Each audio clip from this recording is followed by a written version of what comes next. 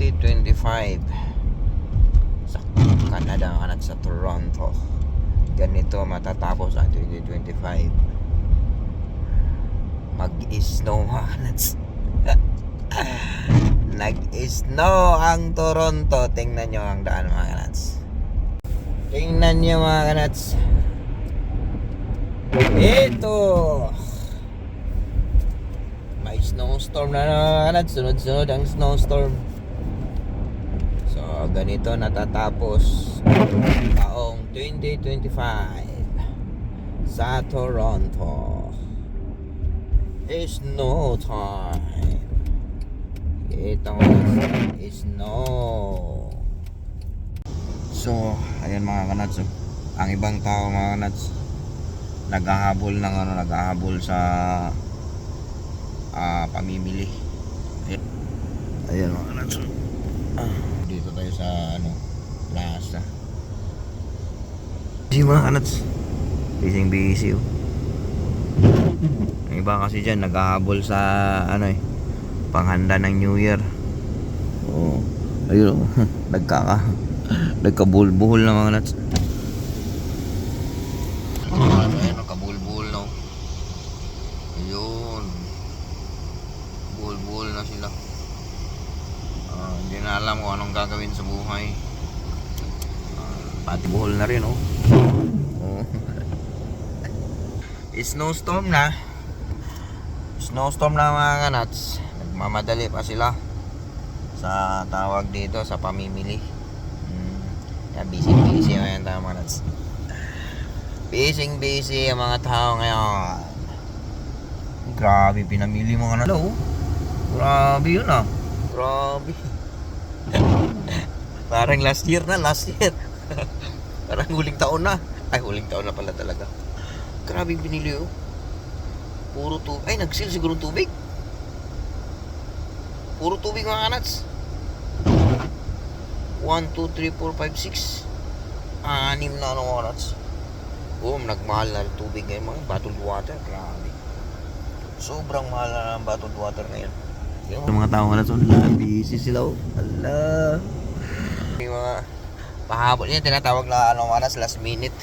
Kasi alam mo bakit ganyan naging last minute? Ang iba kasi dyan ang trabaho may trabaho pa sila ng umaga, tapos maaga natapos ang trabaho. Gaya ko ngayon mga nuts. Yung area, yung trabaho ko, matatapos maaga ang production matatapos. Ang regular na production mga nuts matatapos ng alas 11 ng gabi. Ngayon mga nuts, kalahati lang ang production. So matatapos sila ng maaga alas 6 para naman makapaghanda pa ang yung mga nasa mga empleyado. At saka kami makapag-celebrate kami rin ng New Year. Ganon. So yan, para naman happy ang lahat. Kaya yung iba, yun ang yung time lang nila na pang manghabol. Mayroon pa silang nalalabing 5 oras. 5 oras para makapaghanda. Kaya yan, enjoy at talaga mga nuts pag New Year mga nuts.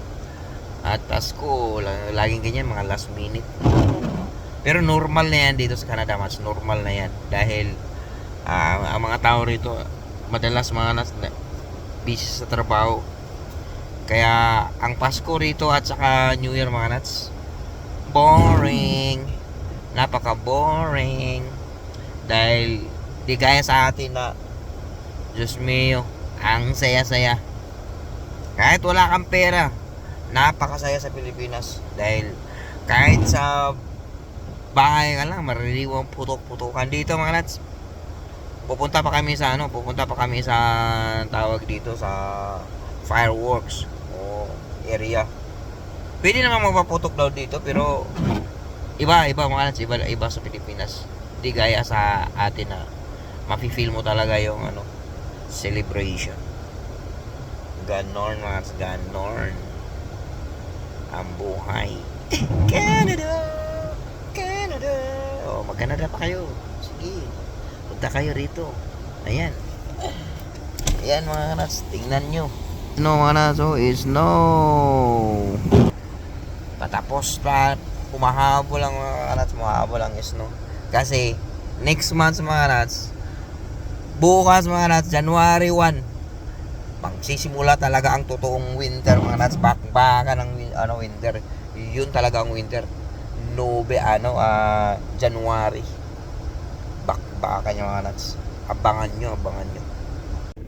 So ayan, Happy New Year sa lahat. At sana nag-enjoy kayo.